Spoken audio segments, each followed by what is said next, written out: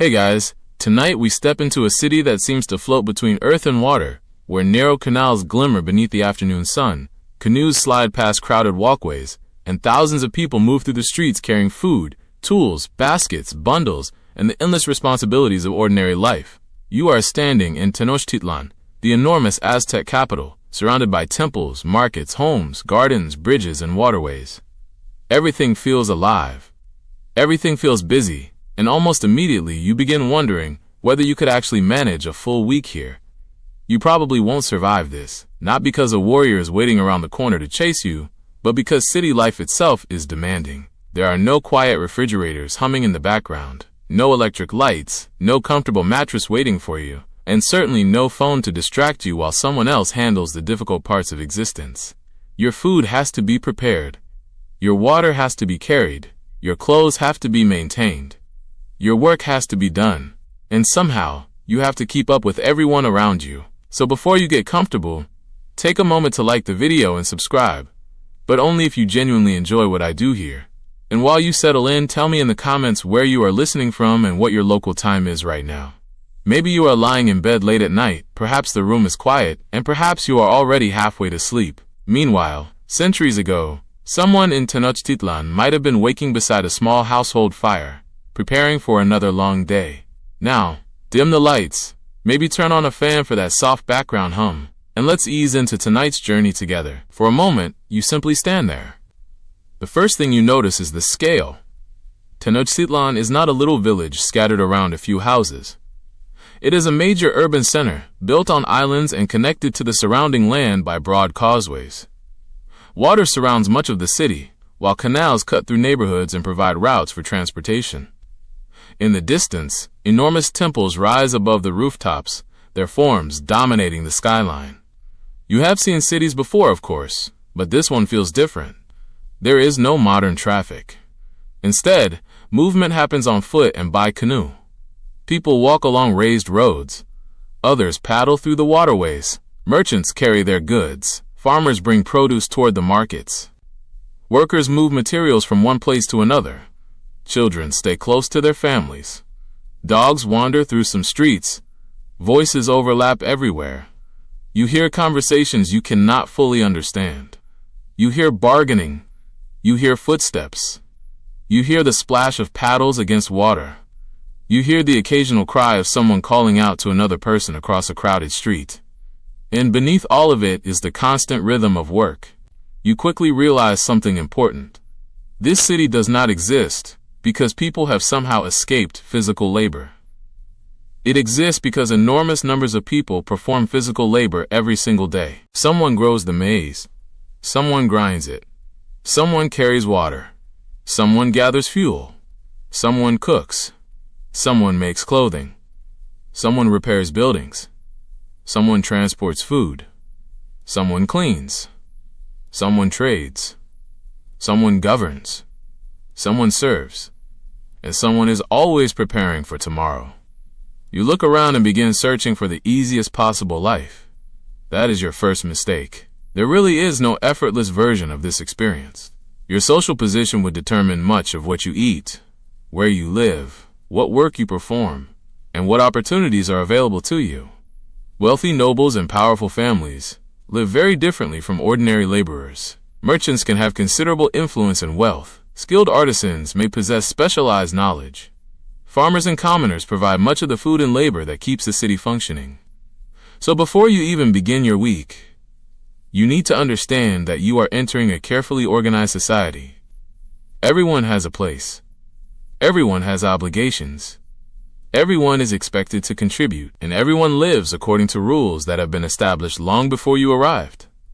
You walk farther into the city. The architecture begins to change around you. Homes cluster together. Some are simple, while others are more elaborate. Courtyards provide shared spaces for household activities. Flat roofs and walls create a distinctive appearance.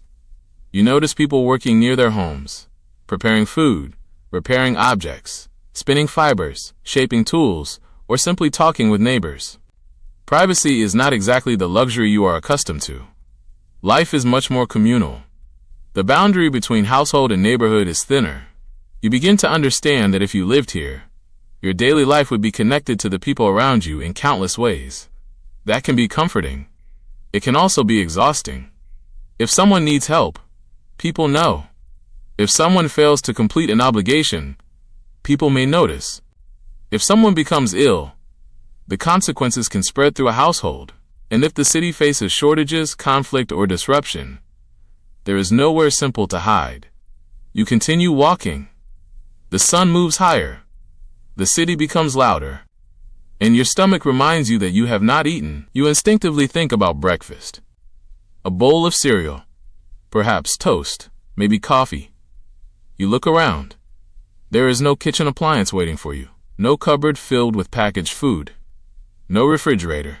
Instead, food begins with ingredients that have already required considerable effort to produce. Maize is central.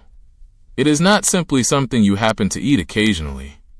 It forms an essential part of daily life. Preparing it takes time. Grinding maize into dough is physical work. Cooking requires fuel. Tortillas or other maize foods must be prepared by hand.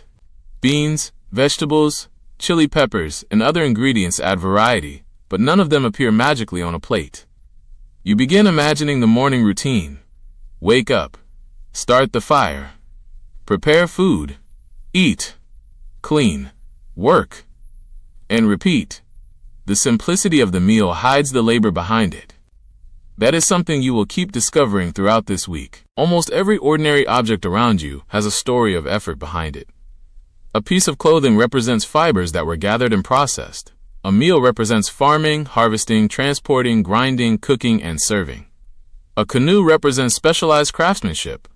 A building represents materials gathered, carried, shaped, and assembled. Even clean water requires systems and labor. You suddenly become very aware of how much modern life has removed from your daily routine. You turn toward one of the waterways. A canoe glides past. The person inside paddles steadily, barely appearing to notice the movement. For them, this is normal transportation. For you, it feels strangely peaceful. Perhaps this is one of the first things you might actually enjoy. No horns, no engines, no traffic lights. Just water, paddles, voices, and the movement of people. But even the peaceful canal is part of the city's working machinery. Goods travel along these waterways.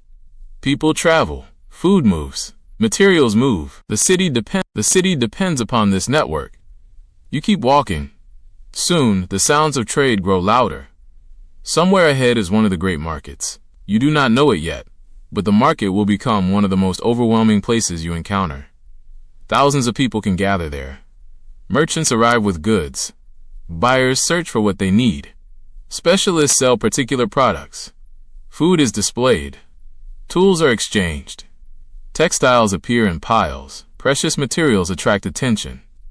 And people constantly negotiate value. You are still thinking about breakfast.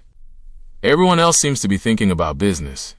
You realize that your first day has barely begun. The sun is already climbing. Your feet are beginning to complain. Your stomach is empty. And the city is getting busier. Somewhere nearby, a household is preparing its morning meal. Somewhere else, a worker is already carrying a heavy load. A canoe is being pushed away from the bank. A merchant is arranging goods. A child is helping an older family member. A craftsman is beginning his work. And above everything, the great temples stand quietly over the city.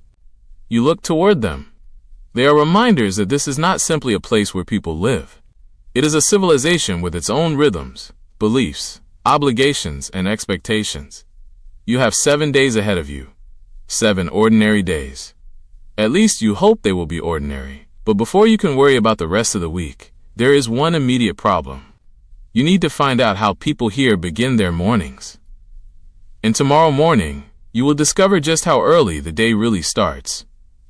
You wake before the sun has fully risen, although calling it waking suggests you had been sleeping comfortably in the first place. The room is dim. The air is cool. A faint gray light slips through the doorway, and somewhere nearby you hear the soft crackle of a household fire being brought back to life. For a few seconds you lie still. Your body wants another hour. Your mind wants a pillow. Your modern instincts are already searching for the familiar sequence. Reach for your phone, check the time, turn over, perhaps enjoy another 20 minutes of sleep. There is no phone. There is no glowing clock. There is no snooze button. Instead, you hear someone moving around. The day has begun. You sit up. The sleeping space is simple. There is no thick mattress designed to support every curve of your body. There are no layers of soft blankets carefully engineered for maximum comfort. You have a resting place, but it is practical rather than luxurious. And somehow, people manage. They have to. Outside, Tenochtitlan is slowly coming awake. You step toward the doorway. The city feels different at this hour. Yesterday, you noticed the crowds. Now, before the streets become crowded, you notice the preparation. Smoke rises from household fires.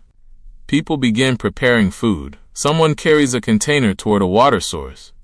Another person steps outside with tools. A woman works near a cooking area, preparing maize dough. Children begin moving around the household. Everyone seems to know what they are supposed to do. You stand there trying to remember what your own job is. That is another problem. In this world, you cannot simply decide that today you will take it easy. Your responsibilities are connected to your household and your place in society. If you are a commoner, much of your life revolves around productive work. If you belong to a farming family, agriculture demands attention. If you are an artisan, your craft requires skill and time. If you are part of a merchant household, trade may take you away from home.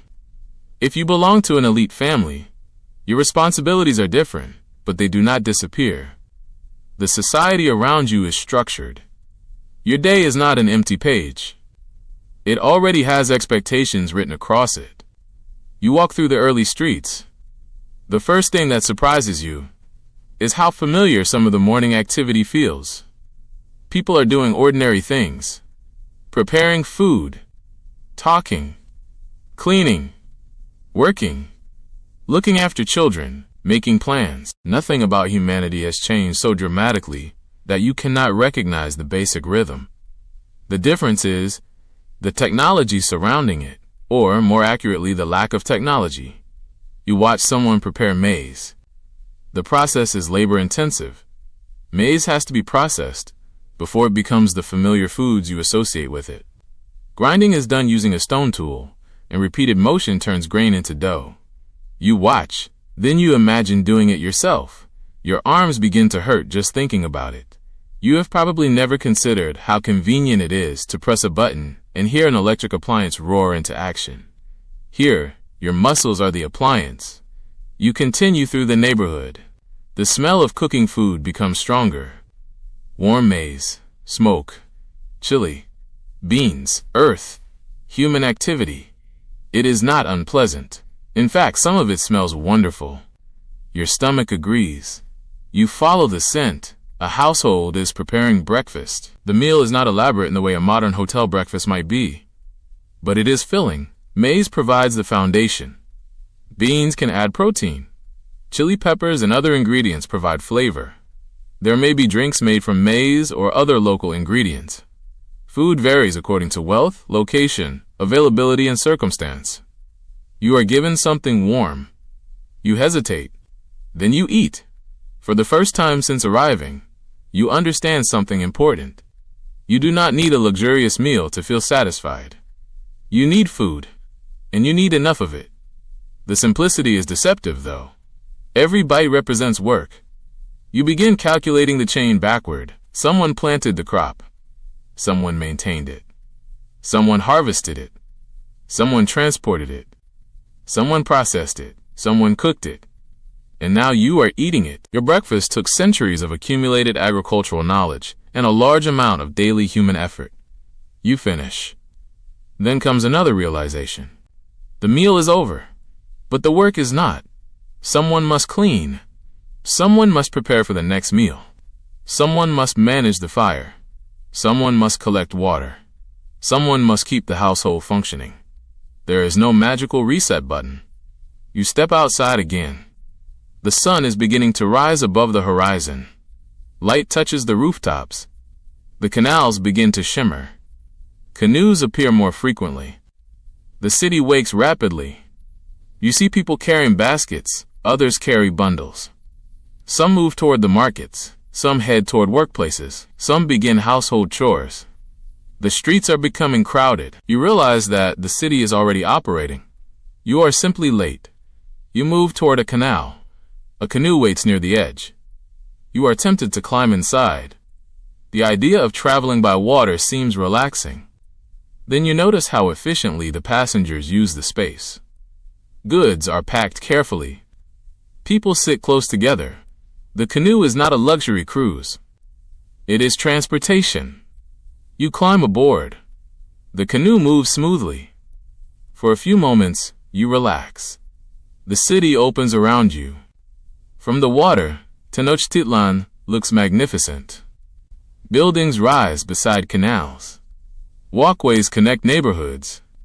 People move along causeways. Gardens and cultivated areas appear beyond the denser parts of the city.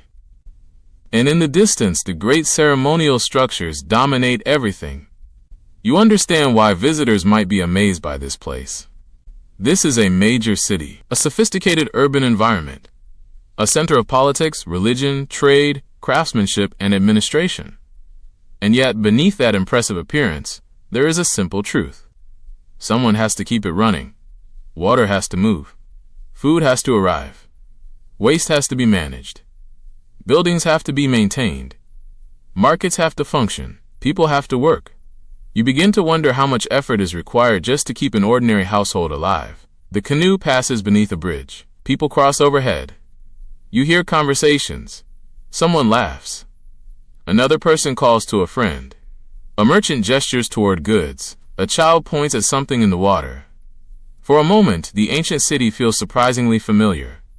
Then you notice the smell. Not terrible. Just different. Smoke, food, water, animals, human activity. You realize that in a dense city without modern sewage systems, plumbing, refrigeration, garbage collection, and chemical cleaning products, smells are unavoidable. You will learn more about that later. For now, you focus on where the canoe is taking you. The market. You have heard about it. You have seen signs of it since arriving. Now you are approaching the heart of the city's commercial life. The number of people increases. The waterways become busier. More canoes move in different directions. People unload goods. Others load them. You see baskets filled with produce, bundles of fibers, crafted objects, food, tools, clothing, materials from distant regions. The sheer variety makes you slow down. This is not simply a place where people buy breakfast. It is a vast economic system compressed into one crowded space. You step off the canoe, your feet touch the ground. The noise hits you immediately. Voices overlap. People bargain. Merchants advertise their goods. Customers inspect products. Workers carry loads through narrow spaces. You have entered the market. And suddenly, your quiet morning is over. The city is fully awake. You take a breath. You are hungry again already. You look around for food. Then you realize that before you buy anything, you need to understand how money works here. Because you cannot simply pull out a modern bank card. There is no contactless payment, no cash machine, no online transfer. Trade works through goods, standardized valuables, and established systems of exchange. And in this enormous marketplace, knowing what something is worth can mean the difference between making a good trade and being thoroughly embarrassed. You take another step forward. Your first real lesson in Tenochtitlan is about to begin. And it begins with the market. By the time you leave the market behind, the city has become fully awake. The quiet gray morning is gone. Now the sunlight spreads across the canals, turning the water into broken pieces of gold. Canoes move in nearly every direction. Some carry people, others carry food, building materials, firewood, pottery, textiles, or other goods. Along the raised walkways, people pass each other constantly, stepping around baskets and bundles while trying not to slow down the flow of traffic. You watch for a moment. Then you realize that the water is not simply surrounding the city. It is part of the city. That distinction matters. You have arrived in a place where water is not an obstacle separating one neighborhood from another. It is a route, a resource, a boundary, a source of food, and a foundation for the way the entire urban environment functions.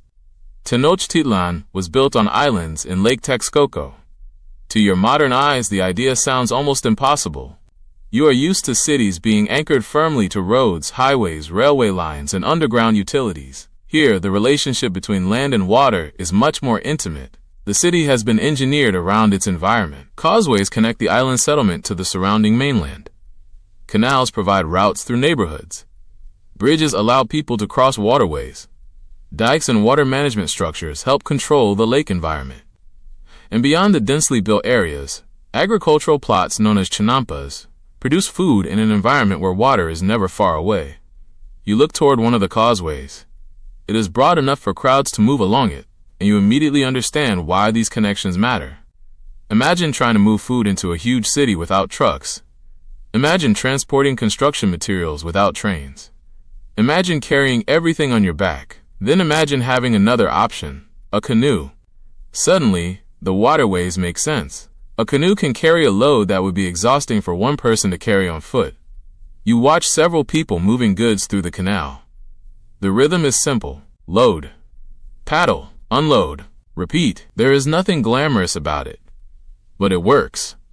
You climb into another canoe. The wood shifts slightly beneath you. You sit carefully. You do not want your first heroic achievement in Tenochtitlan to be falling into a canal.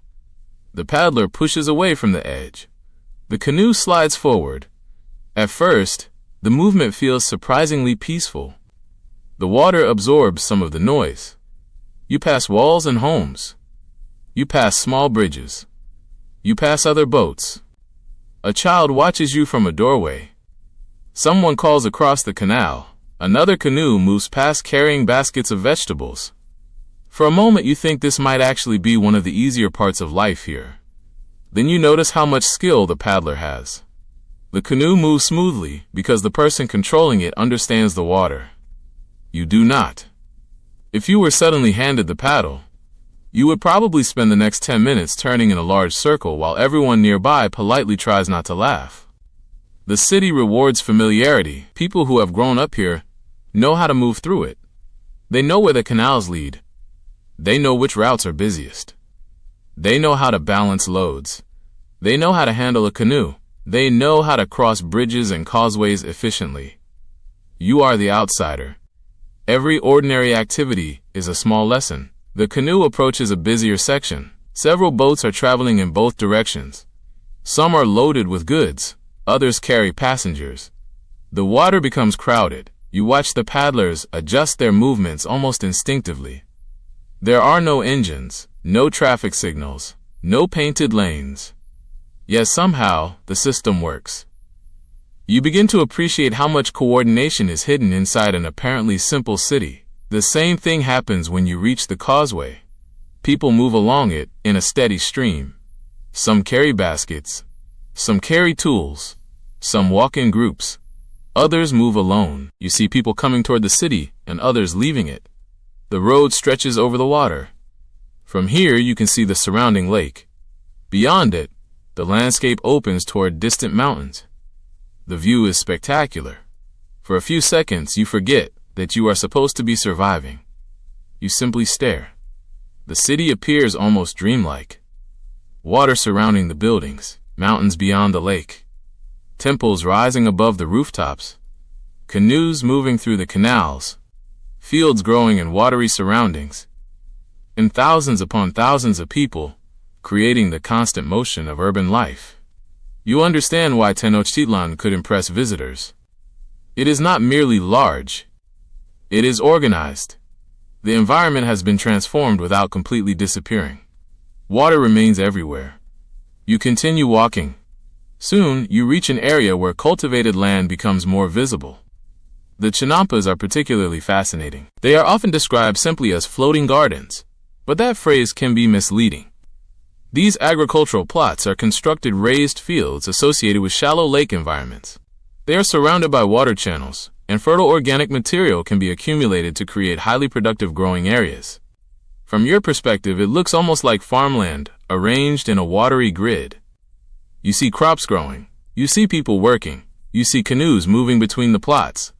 The city depends on food coming from places like this.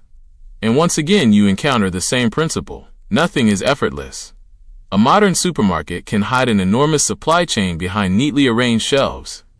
Here, you can almost see the supply chain happening in front of you. A farmer grows the food. Someone harvests it. Someone loads it. Someone transports it. Someone sells it. Someone buys it. Someone cooks it.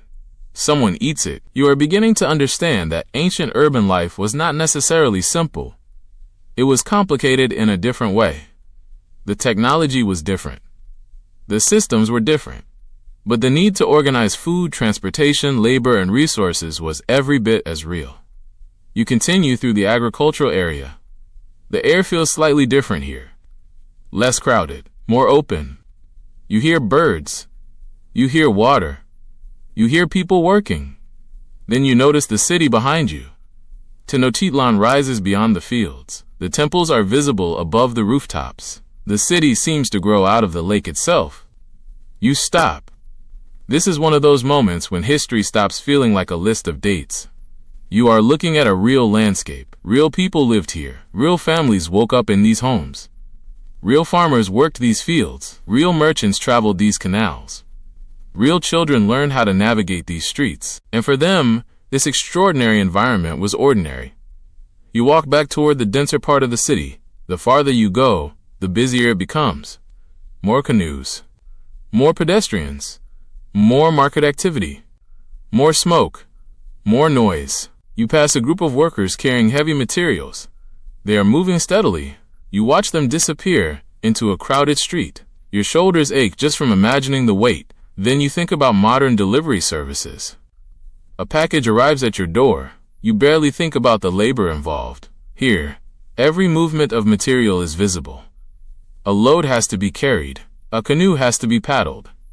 A bridge has to be crossed. A road has to be walked. There are no shortcuts created by machines. You begin wondering how far you could walk in one day before your feet became unbearable. Probably not as far as you think. You have spent only part of the morning exploring, and already your legs are asking questions. The people around you, meanwhile, continue working. They are not impressed by your suffering. They have things to do. You enter another canal district. A small bridge rises ahead. You cross it. Below, a canoe passes. The paddler looks up briefly, then continues. You look at the water. It reflects the sky. For a moment, the city becomes quiet again. Then someone nearby begins calling out about goods for sale. The spell breaks. You are back in the marketplace world, and your stomach reminds you that breakfast was hours ago. You begin looking for food again. This time, though, you pay more attention. You notice the baskets, the produce, the maize, the beans, the chili peppers, the cooked foods. You notice how many people depend upon this enormous network of exchange.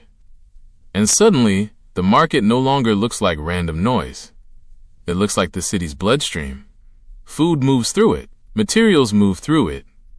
Information moves through it. People meet here. Deals are made here. News travels here. And somewhere inside this huge system, you are going to have to figure out how to function. You continue toward the heart of the market. The crowd becomes thicker. The noise becomes louder. The smell of cooked food becomes impossible to ignore. You see merchants calling customers toward their stalls. You see buyers examining products. You see workers carrying loads through narrow gaps. And you realize that this is probably the closest thing you have seen to an ancient shopping district. Except there is one important difference.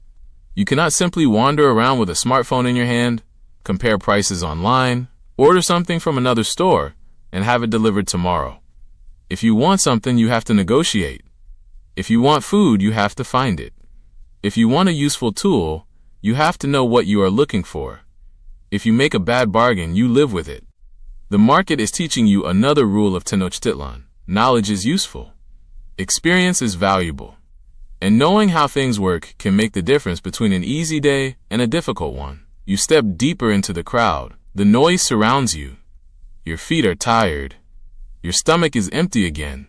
And somewhere ahead, Thousands of people are doing exactly what they have done countless mornings before you arrived. They are buying, selling, carrying, cooking, working, living. You take another step. Your week has only just begun.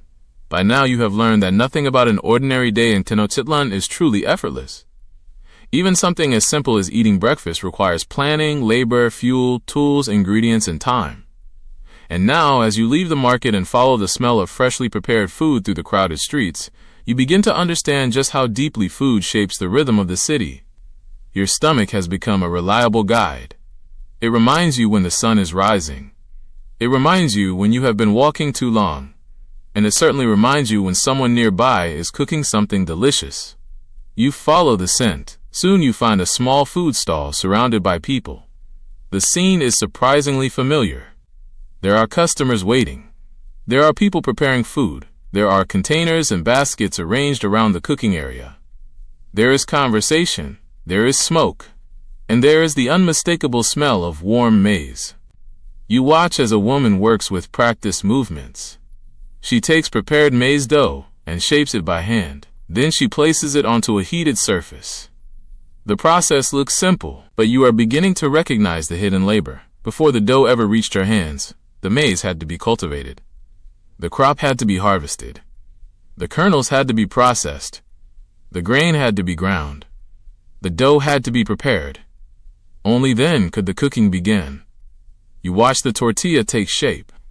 It is thin, simple, warm, and incredibly important. Maize is one of the foundations of life in this world. It is not merely an ingredient. It is part of the entire agricultural and cultural system. You receive one. You take a bite. The warmth feels comforting. You realize you have been thinking about ancient food as something strange and exotic, but the reality is much more ordinary. People still want food that tastes good. People still want meals that fill them. People still develop favorite flavors. People still complain when they are hungry. Human nature has survived perfectly well without refrigerators. You look at the other foods around you. Beans, squash, chili peppers, fresh vegetables, fruits, various seeds and other local ingredients. The exact meal depends on where you live and what you can afford. Wealth matters. Social position matters. Access to different foods matters, but the basic household meal is often built around ingredients that can be cultivated, stored, prepared, and shared. You sit for a moment. The crowd moves around you. Someone passes carrying a basket. Another person stops to buy food. A child reaches toward a dish and is gently pulled back. A merchant calls to someone across the street. The city continues. You eat slowly. Then you notice something else. The cooking fire. Modern kitchens hide fire inside appliances. You turn a knob. You press a button. You wait. Here, fire has to be created and maintained. Fuel has to be available. The cooking area has to be managed. Smoke has to escape. The person preparing food has to work close to the heat. You glance at the fire. It looks beautiful. It also looks like a job. You imagine waking every morning and knowing that breakfast begins with getting the household fire ready. No electric stove, no microwave, no instant coffee machine, no toaster, no refrigerator full of leftovers. If you want warm food, someone has to make it. And if you want to eat later, someone has to prepare that food too. You finish your meal. You feel better, but then you notice something else. You are thirsty. Water. Another basic necessity. And once again, modern life has trained you to underestimate it. You are accustomed to turning a handle and expecting clean water to appear. Here, water has to be obtained through the systems available to the city. Tenochtitlan's relationship with water is complicated. The city is surrounded by a lake, but that does not mean every part of the lake is suitable for drinking. Fresh water has to come from appropriate sources and be transported where it is needed. Aqueducts and water management systems play important roles in supplying the city. You begin to appreciate the scale of the problem. Thousands upon thousands of people need water. Every day, for drinking, for cooking, for cleaning, for other household needs. The city cannot simply rely on everyone collecting a bucket from whatever water happens to be nearby. Water management becomes an essential part of urban life. You walk toward one of the city's water supply areas. The movement of people carrying containers catches your attention. You see individuals transporting water. The containers are not tiny. They are heavy. You watch someone lift one. Then you imagine carrying it across a neighborhood. You suddenly miss your kitchen sink. Very much. You take another drink. It is difficult not to think about how many times you have used running water without ever considering the system behind it. A glass of water. A shower. Washing dishes.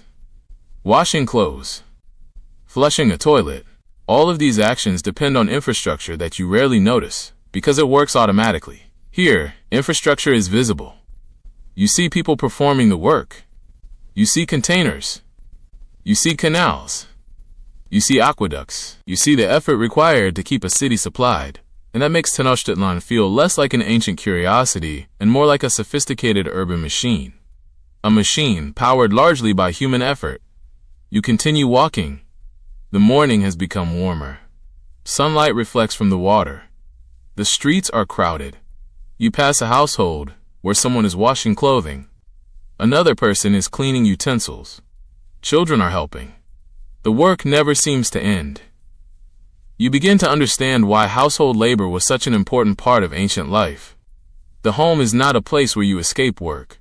The home is where some of the work begins. Food preparation, cleaning, childcare, clothing maintenance, fuel management, water collection, storage, repair. Everyday life contains dozens of small tasks. None is particularly dramatic. Together, they consume hours. You pause beside a wall. A woman walks past, carrying a basket. She appears completely comfortable with the weight. You would probably complain after 5 minutes. She has likely carried similar loads many times before. Your modern body is simply not trained for this. You start wondering whether your biggest enemy in Tenochtitlan might not be disease, warfare, or hunger. Maybe it is your lack of endurance. You have become dependent on convenience. Here, convenience is limited. If something is difficult, you cannot simply order a machine to do it. If something takes time, you have to spend that time. If something is heavy, someone has to carry it. If something is dirty, someone has to clean it. And if something breaks, someone has to repair it. You walk farther into the neighborhood. The houses become more varied. Some are simple. Others belong to wealthier families and are more elaborate.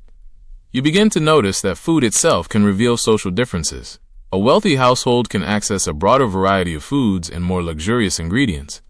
An ordinary family focuses on staples and practical meals. The difference is not only about taste. It is about resources. The city may be enormous, but inequality exists within it.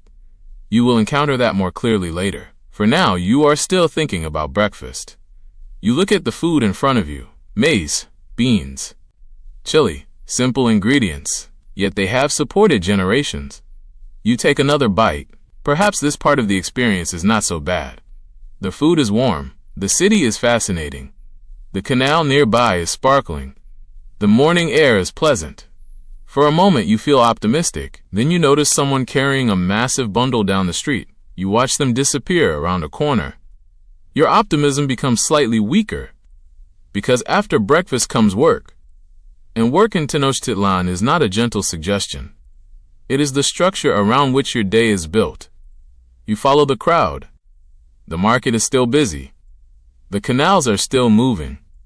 The city is still growing louder. And somewhere ahead, people are already deep into their daily tasks. You have eaten. You have had water. You have admired the scenery. Now the city expects something from you. You are going to work. And before the sun reaches its highest point, you are going to discover exactly how exhausting an ordinary working day can become. You take a breath. Then you step forward. The market is louder now, much louder. You stand at the edge of the enormous marketplace and watch people move in every direction. At first, it seems chaotic. Baskets appear everywhere. Merchants call to customers. Buyers examine goods. Workers carry heavy loads through the crowd. Children stay close to adults. Canoes arrive near the waterways with new supplies. But after watching for a while, you begin to notice something. It is not chaos. It is organization. A very complicated kind of organization. This is Tlatelolco, one of the great market centers associated with the Aztec capital. And if you were expecting a quiet little row of stalls, you are about to be disappointed. The market is enormous. People have traveled to it from surrounding communities. Goods have arrived from different regions. Food, clothing, tools, pottery, feathers, stones, fibers, animals, and countless other products are being exchanged. You take a slow breath. There are so many people that you instinctively check your pockets. Then you remember you do not have pockets. You also do not have a wallet. Your modern identity has become strangely useless. Instead, you have to pay attention. You move into the crowd. Immediately, the sound changes. You are surrounded by voices. Some merchants call out to attract attention. Others speak quietly with customers. People negotiate. People compare. People argue over value. People laugh. People complain. The marketplace has its own language of movement. A person carrying a large basket approaches. You step aside. Another person passes from the opposite direction. You move again. A child runs between two adults. Someone calls after them. You nearly collide with a merchant. You apologize. They look at you. You smile. They continue working. You survive your first few seconds. A promising beginning. Then you see the food. Rows of produce are displayed in baskets. Maize, beans, squash, chili peppers, fruits, fresh vegetables, other ingredients you do not immediately recognize. You stop at one stall. The merchant watches you. You point towards something. They name the price. You hesitate. And now comes the problem. You do not know the market. You do not know the usual price. You do not know the quality. You do not know whether you are being offered a good deal. In other words, you are the perfect customer to take advantage of. You quickly realize that knowledge is a form of wealth here. A person who understands prices knows what to buy. A person who knows quality can recognize a good product. A person who understands trade can negotiate. A person who does not know any of these things is vulnerable. You decide not to make your first purchase. Instead, you observe. That turns out to be much smarter. You watch another customer negotiate. The merchant names a price. The customer responds. They exchange a few words. The merchant gestures toward the goods. The customer considers them. Eventually, the trade is completed. You still do not understand everything, but you are beginning to see the rhythm. Buying is not always a silent transaction. It can be social. It can involve reputation. It can involve trust. It can involve experience. And in a marketplace this large, reputation matters. A market cannot function if every seller is simply lying to every buyer. There have to be expectations. There have to be standards. There have to be people responsible for maintaining order. And there were market officials who helped regulate activity. You look around again. The marketplace is not merely a collection of random sellers. It is a structured institution. There are rules. There are designated spaces. There are expectations about behavior. There are people responsible for overseeing transactions. And there are consequences for violating the rules. That last part catches your attention. You were beginning to think the market was fun. Now you remember that this is an ancient society with laws. You decide to behave. Very carefully. You continue walking. A stall displays textiles. The fabric catches your attention immediately. The weaving is intricate. The patterns are beautiful. You touch one carefully. The merchant watches. You wonder how long it took to make. Again, your mind goes backward. Someone produced the fibers. Someone prepared them. Someone spun them. Someone wove them. Someone dyed them. Someone transported them. And now they are being sold here. The object looks simple. The production process is not. You move to another section, pottery. Clay vessels are arranged carefully. Some are practical. Others are more decorative. You see bowls, containers, and other household objects. A merchant explains something to a customer. The buyer picks up a vessel, examines it, turns it over, checks the surface, then puts it down. You realize this is not so different from modern shopping. People still inspect products. They still compare quality. They still decide whether something is worth the price. The technology changes. Human behavior does not. You continue. Now you see tools, stone blades, wooden implements, household equipment, agricultural tools. You suddenly appreciate something modern life makes easy to forget. Tools are incredibly important. A good tool can save time. A sharp blade can make work easier. A strong container can preserve and transport goods. A useful agricultural tool can increase productivity. In an ancient city, practical objects are valuable. You watch a craftsman demonstrate something to a customer. The customer asks questions. The craftsman answers. The transaction is based partly on knowledge. You wonder how many years of experience that craftsman needed, probably more than you would like to spend learning. You walk farther. Then you encounter something more unusual.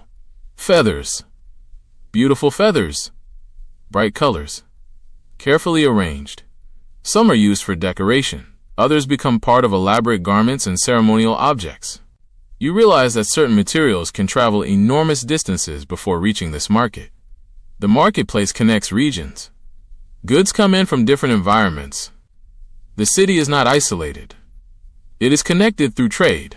That makes the market more than a place to buy things. It is a meeting point for the wider civilization. People exchange goods, but they also exchange information. News travels. Rumors travel. Stories travel. A merchant who has traveled from another region may know things that local residents have never seen. A customer may hear about political developments somewhere else.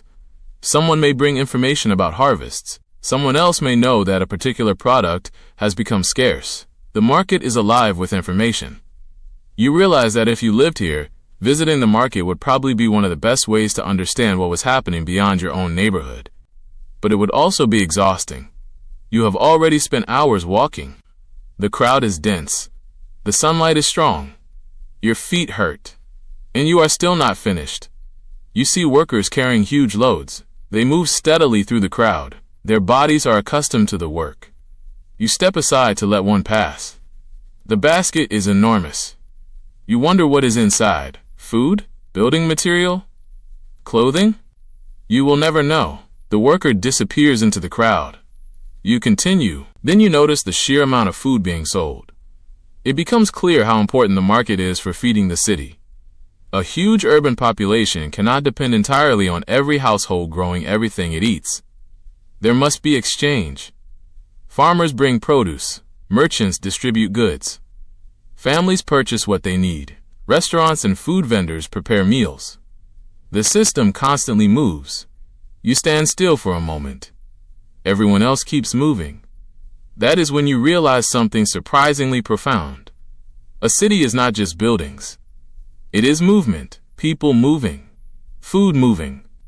Water moving. Goods moving. Information moving. Labor moving. The moment that movement stops, the city begins to struggle. Tenochtitlan depends on its networks, its canals, its causeways, its markets, its farms, its households, its workers. Everything connects. You look toward the distant temple complex. The monumental buildings remind you that this city is also a political and religious center. But here, inside the market, everyday life dominates. People need food. People need clothing. People need tools. People need materials. And someone has to provide them. You begin wondering where you fit into all of this. You are still an outsider. You have no trade skill, no local reputation, no knowledge of prices, no understanding of the social rules, and very little practical ability. You have spent most of your day walking around admiring the city. If this were actually your life, someone would probably have already asked why you were not working. You feel a little guilty. Then you see a food stall. You decide guilt can wait. You buy something simple, This time, you watch the price carefully. You hand over the accepted form of payment. The merchant gives you the food. You move away. Success. You have completed your first marketplace transaction. You take a bite. It tastes good. You feel strangely proud. It is a tiny achievement, but in a city where everything requires knowledge, small victories matter. You continue through the market. More stalls appear. More merchants. More customers. More goods. The marketplace seems endless. You realize you could spend the entire day here and still not see everything, but your feet are beginning to protest. Your shoulders are tired. Your stomach is satisfied for the moment. And you are starting to understand the scale of the world you have entered. The market is not merely a place where people buy things.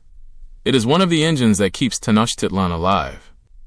And behind every transaction is another story. A farmer, a craftsperson, a merchant, a canoe operator, a household, a worker, a family. Everyone connected. You step away from the busiest part of the market. The noise fades slightly. You look back. Thousands of people continue trading. You realize that tomorrow, the market will probably be just as busy. And the day after that, because the city does not pause. It wakes. It works. It trades. It eats. It sleeps. Then it begins again. You turn toward the neighborhood where you are staying. Your first major lesson is complete. But there is another lesson waiting for you. The market has shown you what people buy. Now the city is going to show you who gets what. Because Tenochtitlan is not a society where everyone lives the same life. Your place in the social order will determine almost everything. And tomorrow, you are going to discover exactly where you stand. You leave the marketplace behind, but the things you have seen there stay with you. The market has shown you something important.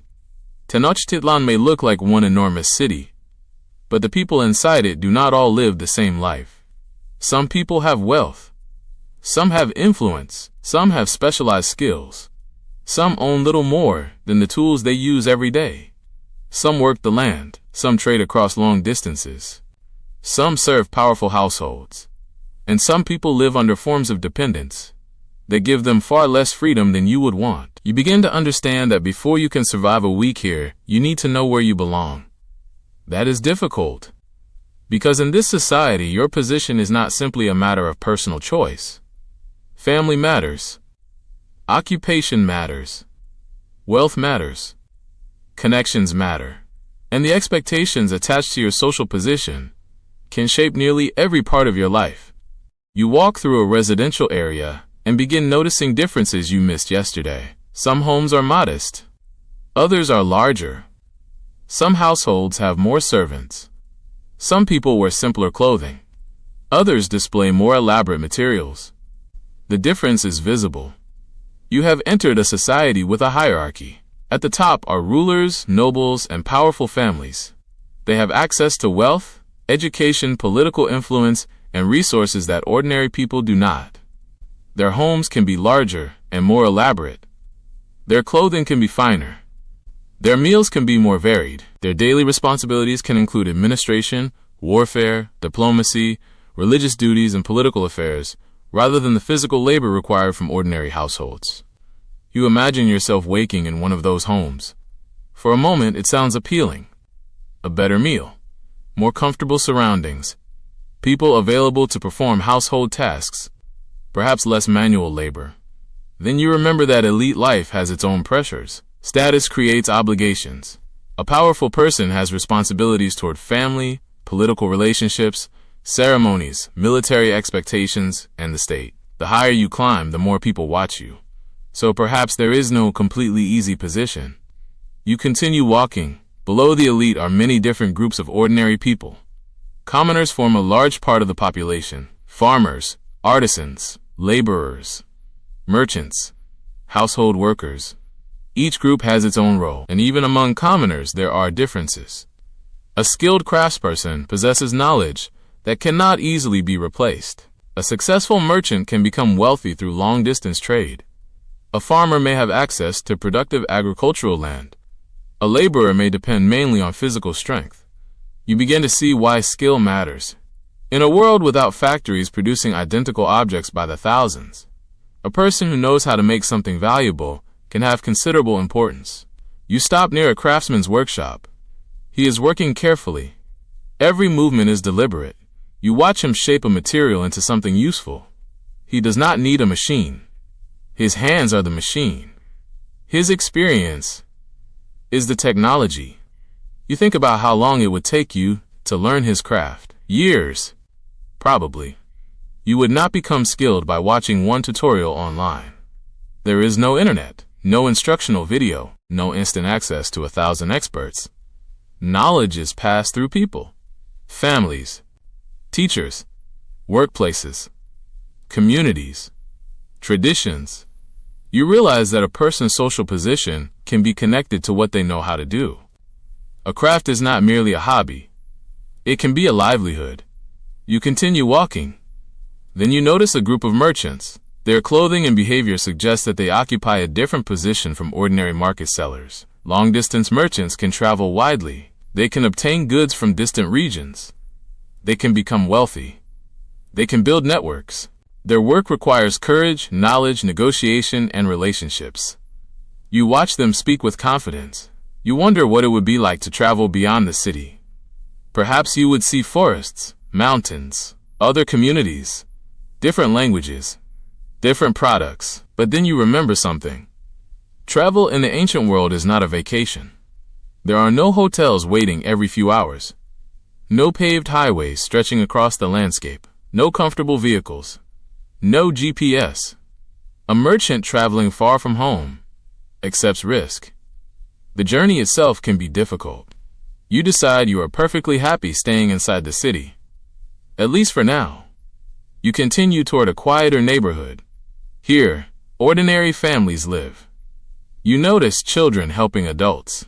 The household is clearly a working unit. Everyone has responsibilities. Children are not simply expected to sit around doing nothing. They learn by participating. Older family members teach younger ones. Skills are passed down. The rhythm begins early. You watch a young person assisting with household work.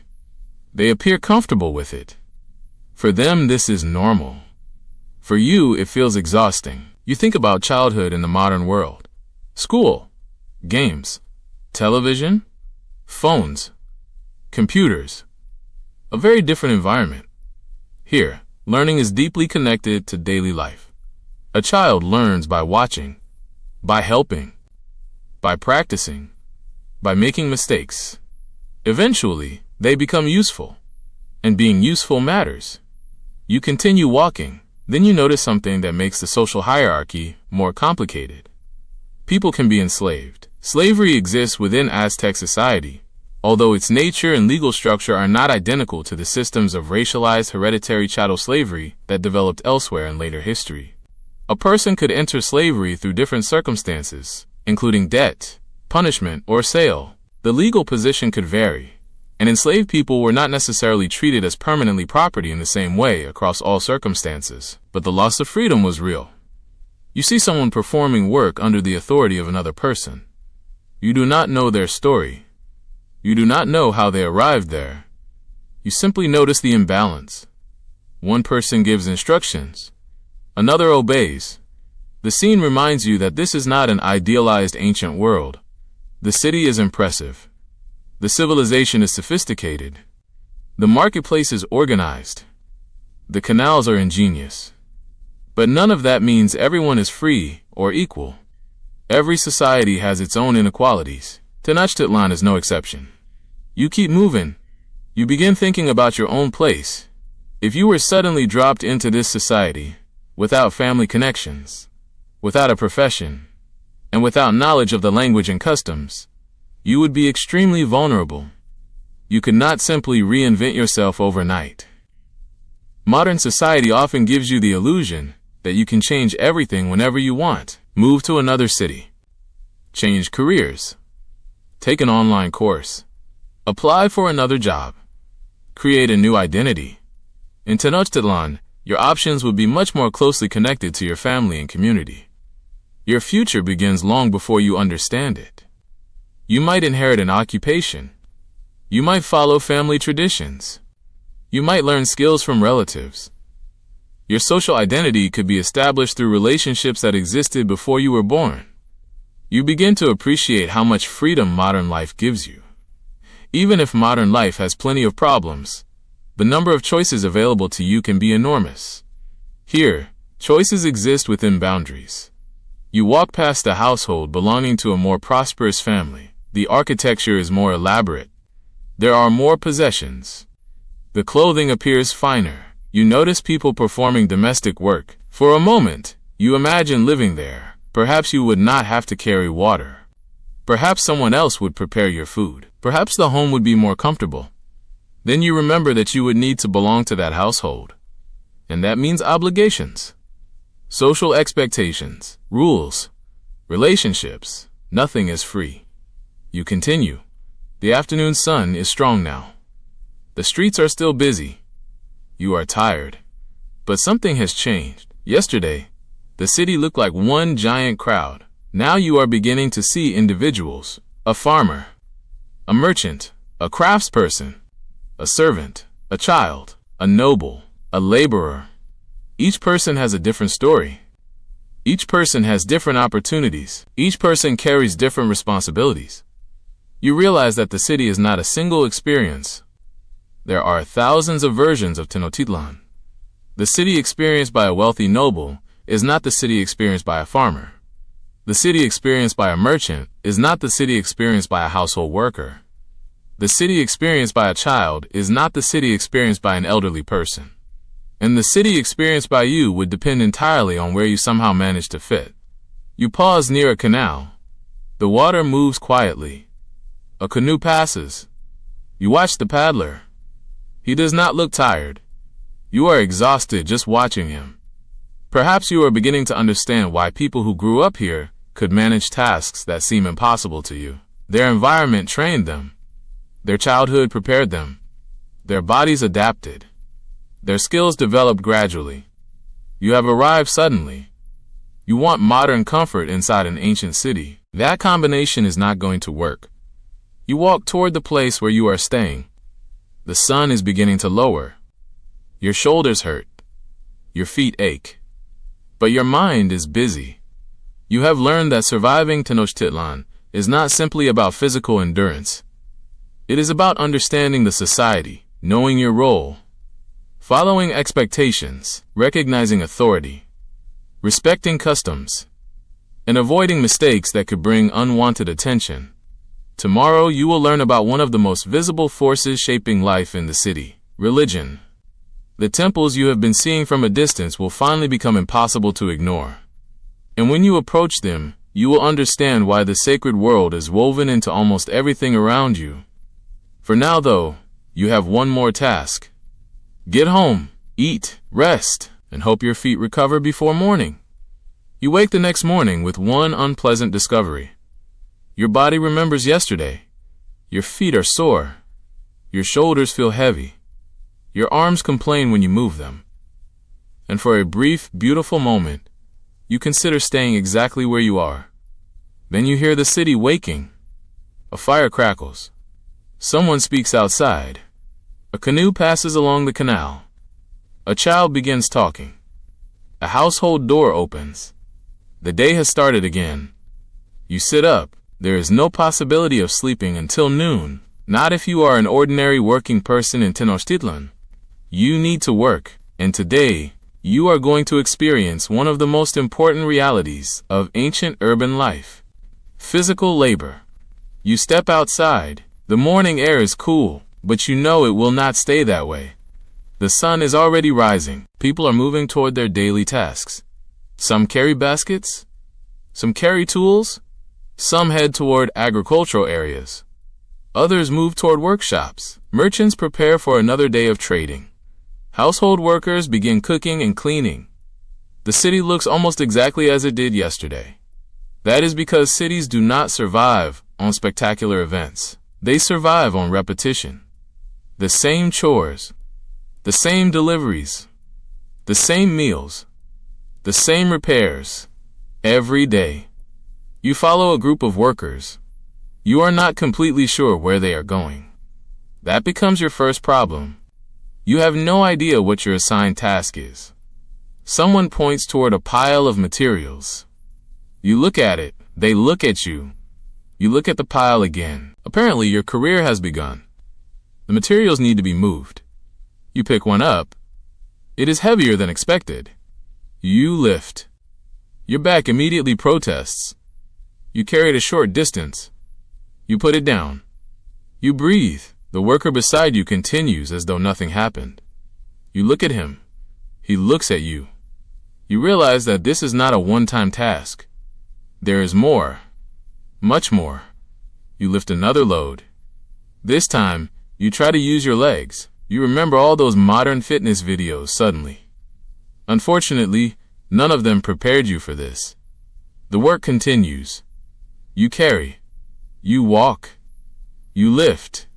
You place. Then you repeat. There are no machines doing the heavy part. Human bodies provide the energy. Animals can help with certain tasks, but large-scale industrial machinery does not exist. So if a stone needs moving, people move it. If timber needs carrying, people carry it. If soil needs digging, people dig.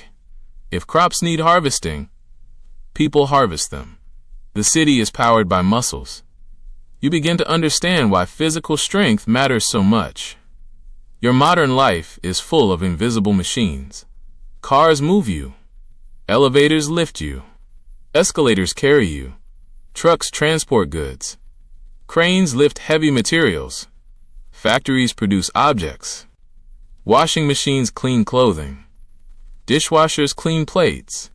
Vacuum cleaners remove dirt. Ancient Tenochtitlan has none of these conveniences. Not because people were less intelligent, because the technological systems available to them were different.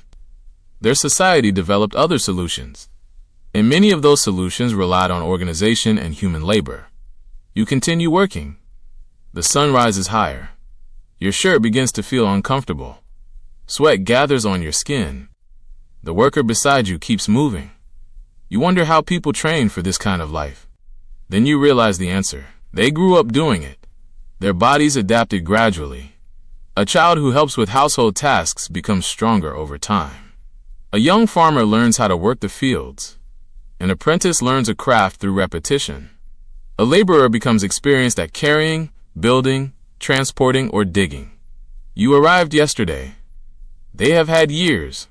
That is why you feel so useless. You are not simply inexperienced. You are unprepared.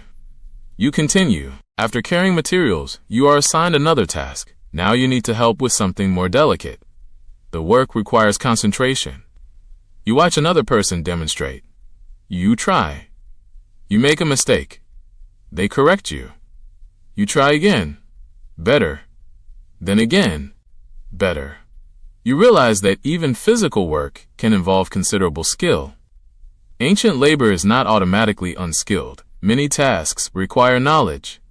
A builder needs to understand materials. A farmer needs to understand seasons, soil, water, and crops. A craftsperson needs years of practice. A merchant needs to understand products and prices. A canoe operator needs to understand waterways. A household worker needs to coordinate dozens of daily responsibilities. The city may appear simple from a distance. Up close, it is full of expertise. You continue working. A few hours pass. Your arms feel heavier. You are hungry again. You look toward the food area. Someone is preparing a meal. You smell maize. Your motivation improves immediately. Food is perhaps the greatest invention in human history. At least from your perspective. You finish your task and walk toward the meal. You sit. The food is simple. Warm maize, beans, perhaps vegetables and chili. You eat quickly. Then you remember something. There is more work. Of course there is. You stare at your meal. The food does not care about your emotional state. It simply sits there. You finish. You drink water. You stand. Back to work. This time, you are helping move agricultural produce. The baskets are filled. You lift one. It is heavy. You carry it toward a canoe. The distance is not far, but after hours of labor, it feels enormous. You place the basket down, another person loads it into the canoe. Then you return. Another basket. Again. Again. Again. You begin to understand how the city receives its food. It does not arrive in a refrigerated truck. It arrives because thousands of people move it. Farmers grow it. Workers harvest it. Carriers transport it. Canoe operators move it. Merchants sell it. Families cook it. The process is long, and every step requires labor. You look at the canoe. It is now loaded with produce. The paddler climbs inside. The boat leaves. You watch it move away. That food may eventually become someone's dinner. They will never know how many hands touched it before it reached them. That is true of modern food too. The difference is that modern systems hide most of the process. Here you can see it. You continue working. By afternoon, the heat has become intense. The sunlight reflects from the water. The air feels warmer. You want shade. There is some, but work does not stop simply because you are uncomfortable. You take a short rest. Someone nearby is repairing a tool. Another worker is sorting materials. A woman is carrying food. Children are helping with smaller household tasks. Everyone is doing something. The city feels like an enormous workshop. Then you notice an interesting pattern. People are not necessarily working alone. Groups cooperate. One person carries. Another loads. Another transports. Another organizes. Another sells. This division of labor makes the entire system more efficient. No single person has to do everything. Instead, different people specialize. That is one of the reasons a large city can function. You realize that your modern world does the same thing. You simply do not see it. You go to work. Someone else grows your food. Someone else builds your home. Someone else maintains the power system. Someone else manages water. Someone else transports products. The difference is scale and technology. The basic principle is ancient. People specialize. People cooperate. Society becomes larger. You keep working. By late afternoon, you are exhausted. Your hands feel rough. Your back aches. Your feet are sore again. You wonder how people did this every day. Then you look around. They simply did. Not because every day was easy, because this was life. The concept of a weekend filled with leisure is not something you can assume existed in the modern sense. There were festivals, rest periods, religious observances, family activities, and moments of relaxation. People certainly had leisure. They talked. They played games. They enjoyed music. They spent time with family. But everyday survival still required work. The city had to function. Food had to be produced. Homes had to be maintained. Goods had to move. People had to contribute. You finally finish your work. The sun is low. You walk toward the canal. The water reflects the evening sky. A canoe passes slowly. You sit beside the water. For the first time all day, you do nothing. And it feels incredible. You realize how rare true stillness becomes when your entire day is filled with physical tasks. You listen. The city is quieter now. Not silent, never silent, but softer. Voices drift across the water. Cooking fires glow. Someone laughs. A child calls to another child. A paddler moves through the canal. You breathe deeply. Maybe ancient people were better at appreciating rest because they knew exactly what work felt like. Maybe that is one thing you can learn from them. Rest feels different after effort. You sit there until the sky darkens. Then you stand. Your day is not completely finished. You still need to eat. You still need to return home. You still need to prepare for tomorrow. But something has changed. You now understand the invisible engine beneath the city's beauty. Labor. Thousands of people working every day, not dramatically, not heroically, just continuously. That is what keeps Tenochtitlan alive. You walk home slowly. Your feet hurt. Your shoulders ache. And you are already thinking about sleep. Tomorrow, however, the city will ask you to climb towards something much larger.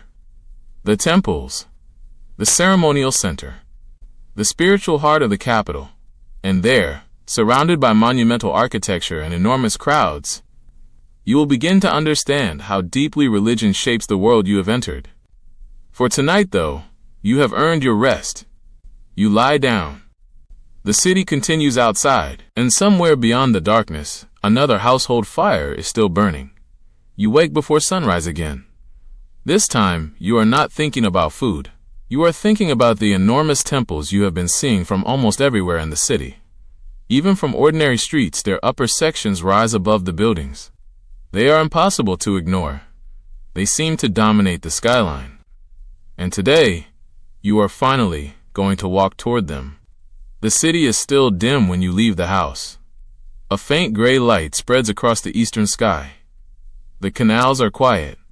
A few canoes move slowly through the darkness. Small fires glow outside homes. You follow the growing stream of people heading toward the ceremonial center. The closer you get, the more crowded the streets become. People are dressed differently today. Some wear ordinary clothing. Others have more elaborate garments. Some carry offerings. Others walk in groups. There is a feeling of anticipation. You can sense that this is not simply another workday. Religion is not something that exists separately from daily life here. It is woven into the calendar, the seasons, agriculture, politics, warfare, family life, public ceremonies. The city itself has been built around sacred spaces. You continue walking, then the temple complex begins to appear. At first you see only the upper structures, then the great platform, then the stairs, then the enormous ceremonial area surrounding it. You stop.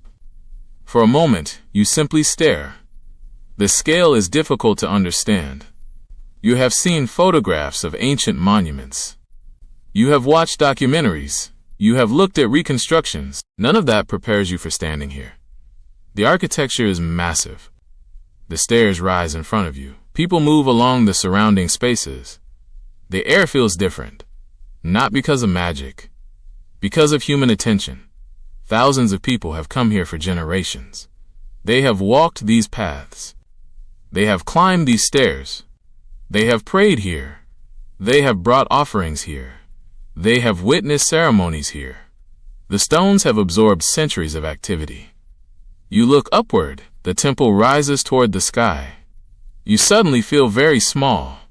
And that is partly the point. Monumental architecture can communicate power without saying a word. A ruler standing beside an enormous temple appears powerful. A society capable of building such a structure appears powerful. A religious institution capable of organizing thousands of people appears powerful. Everything about the ceremonial center reminds you that you are inside a civilization with enormous organizational capacity. You join the crowd. As you move forward, you begin noticing priests and ceremonial specialists. Their clothing is distinctive. Their responsibilities are different from those of ordinary workers. They perform rituals. They maintain sacred traditions. They interpret religious practices. They participate in ceremonies. Religion requires specialists, just as agriculture requires farmers, and crafts require artisans. You realize that the city contains many different kinds of expertise. Some people know how to grow food. Some know how to build. Some know how to trade. Some know how to perform religious duties. Knowledge is divided, and religious knowledge can be extremely important. You listen to conversations around you. People discuss the ceremony. Someone carries flowers. Another person carries food. Someone else brings an offering. You realize that religious participation is not necessarily about private belief alone. It is communal. People gather together. The city gathers together. Religion creates shared time, shared rituals, shared symbols, shared stories. It gives people a way to understand the world. In the world they live in is uncertain. Harvest can fail. Rain can come too early. Rain can come too late. Disease can spread. Wars can begin. Children can die. Floods can destroy homes. Life is fragile. In a world without modern medicine, weather forecasting, or scientific understanding of disease. Religious explanations can provide a framework for understanding uncertainty. You continue toward the ceremonial area. The crowd becomes denser. You hear drums. The rhythm carries across the plaza. Music changes the atmosphere immediately. People slow their movements. Some watch. Some participate. The sound echoes against stone. You feel the vibration in your chest. The ceremony is becoming more intense. You stand at the edge. You do not fully understand what is happening, but you understand that it matters. Very much. The Aztec religious world was complex. It included many gods and sacred forces associated with natural processes, agriculture, warfare, fertility, rain, wind, fire, and other aspects of life. The gods were not distant characters in stories. They were part of the way people understood reality. The world required balance. Humans had obligations. Offerings and rituals formed part of those relationships. You begin to understand why religion appears everywhere. It is connected to survival itself. Rain means crops. Crops mean food. Food means life. So a deity associated with rain is not merely a character in mythology. The subject is directly connected to whether your family eats. You look toward the sky. Clouds are forming in the distance. You imagine living here without weather apps. You would have no 7-day forecast, no satellite image, no notification telling you rain is coming tomorrow. You would watch the sky. You would observe seasons. You would remember patterns. You would listen to experienced farmers. And you would hope. Religion becomes part of that relationship with uncertainty. You continue watching the ceremony. The drums grow louder. People move in coordinated ways. Priests perform rituals. The crowd responds. You notice that the ceremony also reinforces political authority. The ruler and the state are connected with the sacred order. Religion and government are not cleanly separated into different worlds. The ceremonial center is political theater as well as religious space. Power is displayed. Tradition is displayed. The community is reminded of its shared identity. You realize something uncomfortable. If you were living here, refusing to understand religion would make everyday life extremely difficult. Even if you privately thought differently, the calendar around you would still be shaped by ceremonies. Your work schedule could be influenced by festivals. Your community could gather for religious events. Your family traditions would include religious practices. The sacred would be part of public life. You look at the people around you. They do not appear frightened. Most seem familiar with the rituals. This is their world. You are the strange one. You are the person who keeps comparing everything to modern life. You decide to stop doing that for a moment. Instead, you simply observe.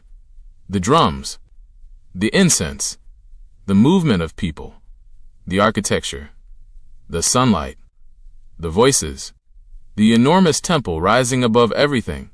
For a moment, the city feels ancient in a way you cannot easily describe. Then you remember the darker side of Aztec religion. Human sacrifice existed. It was real. It was part of certain religious ceremonies and political displays. The scale and meaning of sacrifice have sometimes been exaggerated or sensationalized in popular culture, but the practice itself is well documented. You stand among the crowd and realize that the ceremonial world could contain both beauty and violence. The same society capable of creating magnificent art and architecture could also perform terrifying rituals. Ancient people were not simply peaceful victims of superstition. They were human beings living within a very different moral and religious framework. Their beliefs about sacrifice, warfare, death, and the gods were shaped by their culture.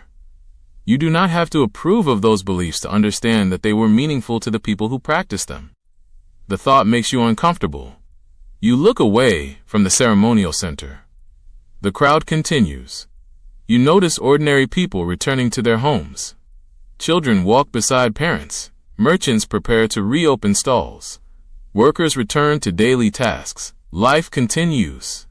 That is another important lesson. Religion does not replace ordinary life. It sits alongside it.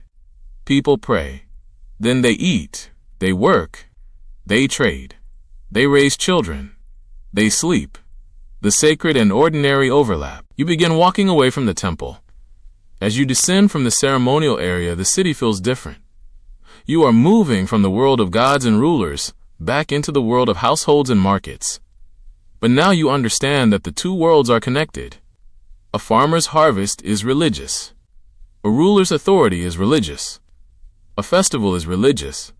A household's traditions are religious. The calendar is religious. Even the way people understand misfortune is influenced by religion. You reach the lower streets. The smell of cooking food returns. Someone is selling maize. A child is laughing. A merchant is arguing over a price. The ordinary world has resumed. You look back once. The temple still towers above the city.